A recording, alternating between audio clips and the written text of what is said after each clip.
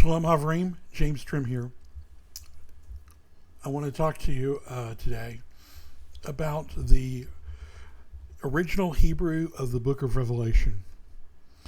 But before we get going, I want to update you on some of the projects that we are working on and some of the ones that we've recently completed. We've recently published several books in the last 6 weeks that I want to tell you about. First of all, the Mind of Shalom, the Mind of Shalom, the lost philosophy of Jewish Stoicism, which explores the Second Temple era Jewish Stoics and how they saw their Jewish Stoicism as being derived from Torah, and how they believed that the Greek Stoics had actually hijacked Torah philosophy into Stoicism. The next book is Returning to the Way, The Rebirth of Nazarene Judaism. This is my 500-page magnum opus on the restoration of the ancient sect of Nazarene Judaism, the original Jewish followers of Yeshua as the Jewish Messiah. Another book recently published is the Revised Book of Jasher Study Edition. This is a fresh translation, or at least it's my translation. It's not the same translation you've seen from 1840. I think it was around 1840 that was been published and republished over the years. This is fresh from the Hebrew of the 1625 Venice edition, and it is not only a fresh translation, but it's a nice sacred name translation with the sacred names in it. But it also has hundreds of footnotes, scholarly footnotes, comparing the text to the rabbinic literature and the Dead Sea Scrolls, etc. And then there's the Revised Book of Enoch Study Edition, which is my translation of the Book of Enoch from the Aramaic fragments that were found amongst the Dead Sea Scrolls. Wherever possible, it follows the Aramaic, and then where the Aramaic hasn't survived, follows the Greek and the Ethiopic. The book has only survived in its entirety in Ethiopic. And it also contains in an appendix Second Enoch, and there are hundreds of scholarly footnotes elucidating the text, comparing it with rabbinic literature and other items. And if you really want to delve into the Book of Enoch, we have just available today on Amazon, for the first time ever, my complete commentary to the Book of Enoch, over 600 pages. All these books are the result of over 40 years of research. So I hope you'll take a look at those books. We're working on new materials as well here. I'm working on my magnum opus on the Hebrew and Aramaic origin of the New Testament, which will explore the subject in depth, looking at actual manuscripts and looking at the underlying text behind the Greek. Another important excuse me, I have a bit of a coughing fit.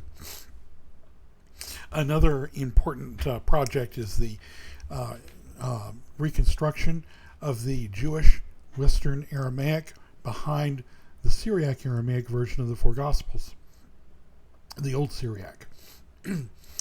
So that project will involve reconstructing the Jewish Western Aramaic text that was the source for the Old Syriac Aramaic text, and also the Hebrew text behind that. And of course, the project I'll be talking to you more about mostly today is restoring the original Hebrew behind the Book of Revelation, which we'll be talking about here momentarily. So there's a major problem with the Greek text of the Book of Revelation.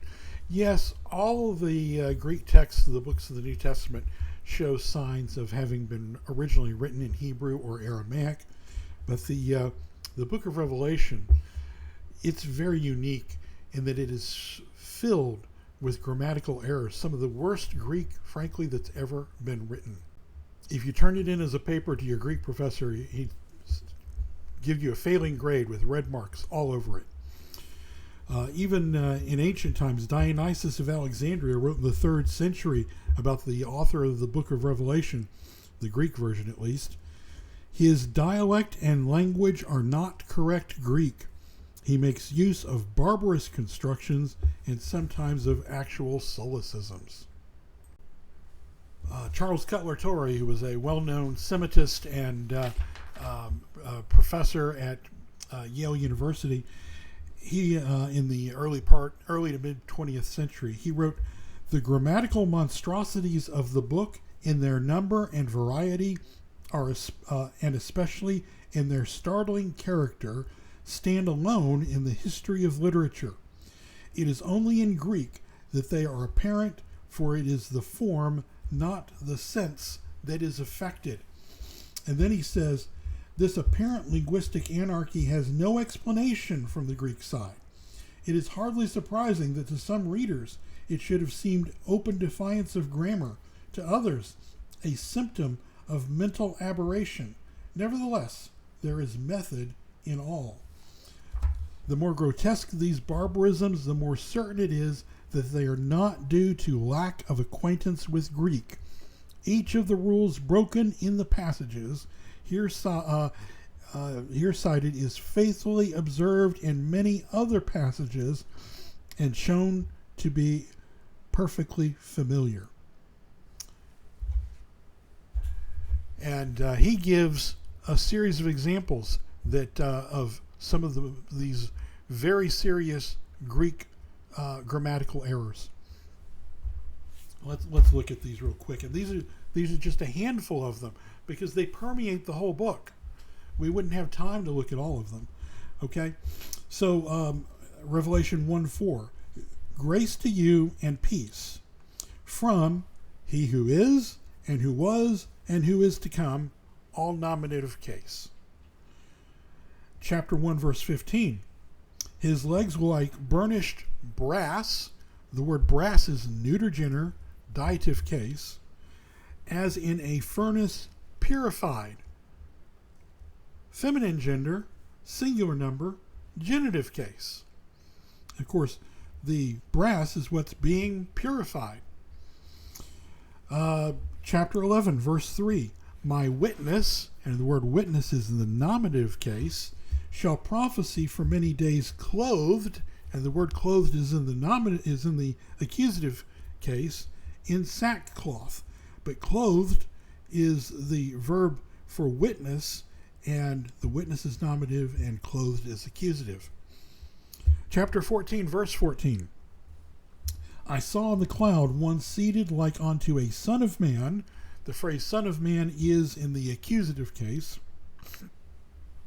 but then the verb having is in the nominative case, having upon his head a golden crown. Chapter 17, verse 4, "A golden cup filled with abominations." The word abominations is in the genitive case, "and with unclean things," which is in the accusative case. Chapter 19, verse 20, "The lake of blazing fire." Now, obviously, blazing is modifying fire, but the word fire is neuter, and the word blazing is feminine. Chapter 20, verse 2, "And he seized the dragon." The word dragon is accusative. "The old serpent," which is just a rephrasing of who the dragon is in the nominative case. Chapter 21, verse 9, "7 angels holding the 7 bowls." Bowls is accusative, but then the verb attached, filled, is genitive, "with the 7 last plagues." And chapter 22, verse 5, "They have no need of lamplight," and lamplight is genitive, "nor of sunlight," in series with it, but sunlight is accusative. So this is very, very bad Greek grammar. Now, I believe the book of Revelation was originally written in Greek. I'm sorry. I believe the book of Revelation was originally written in Hebrew and Aramaic, not Greek, but actually in Hebrew, not Aramaic. But I believe the book of Revelation was inspired, is what I meant to say. And if it had been inspired in Greek, it would be some of the best Greek that's ever been written. Instead, it's some of the worst Greek that's ever been written. God is no such idiot. If the book of Revelation had been inspired in Greek, it wouldn't be filled with grammatical errors. Okay, before we continue, I need to make a heartfelt statement here. I need to talk to you. I need to reach out to you on a deeply personal and urgent need that we have. As many of you know, I've dedicated my life to the restoration of the sacred texts and the advancement of our shared understanding of the Scriptures. At the same time, I have at times worked in the secular world to help support my family. That work in the secular field, as of late, has been working in a support capacity related to the Texas State Legislature, doing bill analysis.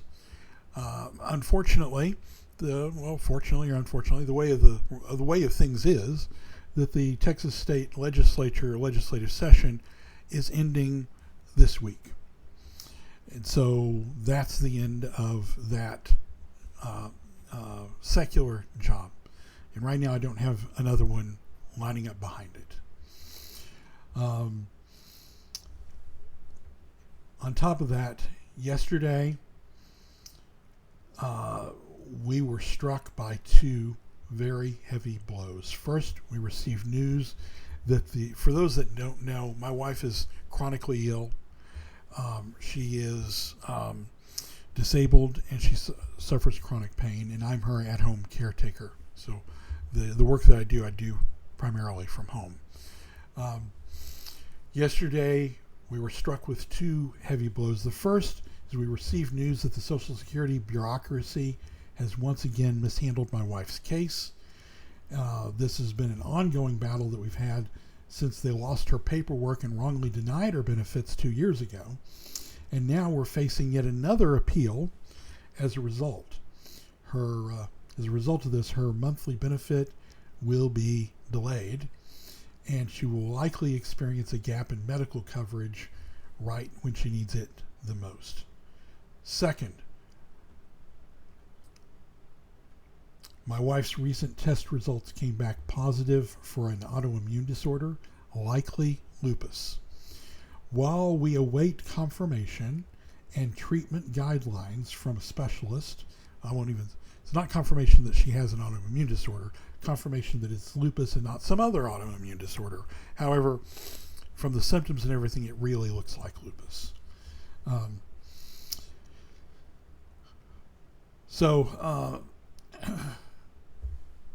We're dealing with that. We were dealing with that, and then we have two blows on the same day yesterday. And this adds to a long list of health challenges that she already faces. To make matters worse, our bank account's in the negative, or pending in the negative, which means we have to bring it up to balance by the end of the day today, or it will plunge into the negative, returned items, fees, and that will be very bad because the rent is due this weekend, and my last paycheck is coming in direct deposit on Friday, and we can't afford for it to be eaten up by returned items and fees. So we really need your help today more than ever. If you can possibly donate, please donate today. You can donate by clicking on the donate link in the video description, or by sending donations by PayPal to donations@wnae.org. From the video description, link there, you can send donations by PayPal, Zelle, GoFundMe, several other methods. Also, I want to ask everybody to like this video, share this video with your friends on social media and email. Click the notification, subscribe to the video and then click the notification bell so you get notified when new videos come out. Let us know what you think in the comments and participate in the discussions in the comments. Okay, let's return to our subject, the Hebrew origin of the book of Revelation, and a project that I have ongoing to restore the original Hebrew of the book. I've been dealing with issues of Hebrew and Aramaic origins of the books of the New Testament for 40 years. The book of Revelation is unique in this field because, we've said, the book of Revelation is amongst the worst Greek ever written. It's absolutely filled with serious grammatic errors. However, as I've been showing, when we examine these errors closely, we see that they're not random. They're the result of a Greek translator translating too literally from a Hebrew original. The result is that it's very easy to see the grammatical structures of the Hebrew behind the Greek version. While it's terrible Greek, it's beautifully written, very idiomatic Hebrew, and I can look at the Greek and see the Hebrew behind it very easily. This gives us a picture of what the original Hebrew looked like, and for the record, it didn't look anything like this Cochin version that's circulating around. That's clearly a Hebrew translation from some source that ultimately goes back to the Greek. So let's look at a few examples here I want to share with you. Revelation chapter 1 verse 5. Here we find a grammatical monstrosity. It's so filled with grammatical errors that we looked at one at verse 4 a minute ago, but this one's in the very next verse, verse 5. Verse 5, we read, and from Yeshua the Messiah, or from Jesus Christ, genitive case, the faithful witness, nominative case. Now, faithful witness is a renaming of, it's the same thing as Yeshua the Messiah. He's the one being called the faithful witness in this text. Here we have a noun with a nominative case ending in apposition to a noun with a genitive case ending. It's deplorable Greek, but it results from translating too literally from a language that did not have case endings, Hebrew. Because of this grammatical error in the Greek, we see the Hebrew grammar quite well. We can even see why the Greek translator made his error. You see, the original Greek, the nice idiomatic Greek for this phrase would have been very idiomatic. It would have been in English, and from Yeshua the Messiah, he is the faithful witness. That's the way you would say it in Hebrew, expressed in English here. The word he there is who in Hebrew. And this word who would be starting a new clause. This caused the Greek translator to translate too literally with the nominative case in the second clause, but it doesn't work like that in Greek. It's abominable Greek, but it's perfectly idiomatic Hebrew. It's very idiomatic Hebrew. So we can definitely see the original Hebrew behind the Greek here. And unfortunately, bringing up the Cochin version, it just translates the Greek into Hebrew and doesn't have the word who there that caused the error in the first place. Okay, let's look at verse 7, just a few verses down. Not that there aren't examples before that, but 7 is a really special one to look at because it's actually quoting from the Tanakh here. Chapter 1 verse 7, is quoting from Daniel 7:13, Zechariah 12:10, 12 and 14. And I want to look at the quotation from Zechariah 12:10, where the Greek of Revelation says, and every eye will see him and the ones who pierced him. Now the Hebrew in Zechariah 12:10 says, they shall look upon me whom they have pierced. And me is obviously shifted to him because of just the natural change in perspective person here. That's fine. However, the Greek translator wrongly translated the Hebrew word ashar, which or whom, which can mean that, with kai, ointness, and those, in the plural even. The bad Greek of the translator using plural those rather than even that. By the way, the Cochin text presents not the original Hebrew, but a Hebrew translation of this bad Greek, complete with the Greek mistranslation from the original Hebrew, and the Greek translator's grammatical error that changed the singular to plural. So that the Cochin version has, and they will see him who they pierce, those who pierced him. Okay, so thus we see the asher in the Hebrew is mistranslated those rather than whom by the Greek translator. And that the Hebrew translator, the Cochin Hebrew translator, translates the Greek translator's mistake as eleh, these or those, in his own Hebrew translation. I could give example after example after example. And I'll include a link with more examples in the video description, but I'm also going to include a link to a PDF file. So I have completed reconstructing the original Hebrew of Revelation chapter 1. And I want to share it with you guys as a sample. And what I've done is it's in two columns. One column has the literal Hebrew, the original Hebrew reconstructed, and a literal English translation with each Hebrew verse. And on the right column, there is an explanation in detail of how the Hebrew can be seen behind the Greek, and what the Greek structures are, what the underlying Hebrew structure is, and how we can see the Hebrew behind the Greek. So I'm going to be including those links in the video description. Going to be a lot of links in this video description from all the books that I mentioned and these samples that I'm going to share with you. And of course, most importantly, that donate link. Please donate to support this work. Until next time, everybody, shalom.